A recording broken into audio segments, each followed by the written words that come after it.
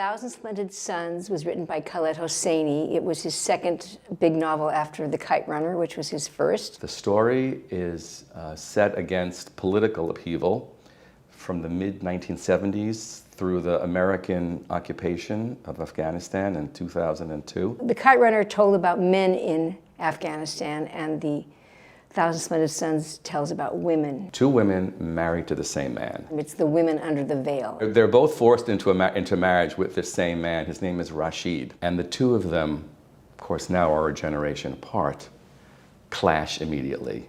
But as you get through the story and as you get through the travails of their life, you find that they come to a relationship that's much more like mother and daughter. It's about love.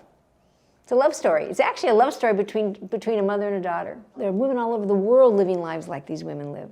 Not just in that part of the world either. I mean, women are subjected to brutality everywhere in the world. The character of Lila grows up where there are factions fighting each other, there's bombs going off. It's in the news every day, and we know nothing about that part of the world. And what we learn about these two women is that their hopes and aspirations and their dreams are just the same as everyone else. Mothers and daughters love each other and struggle with each other.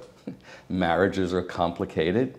Marriages sometimes are abusive. So there's a whole set of universals that were in this story. It just happens to be set in Afghanistan. I didn't feel that my Eastern European Jewish roots would carry me far enough into Afghanistan. I went to India with my family for 6 months, and I studied with a guru there. Sheila's music is modern, but it's tonal. It's very satisfying. I've studied raga, and I've studied tabla and some of the rhythm. And the goal is not to write, Hindustani music, because I'll fail at that. The goal is to incorporate the color of some of that into my own voice. We brought in an incredible director named Leslie Swackhammer, who is both an opera and theater director.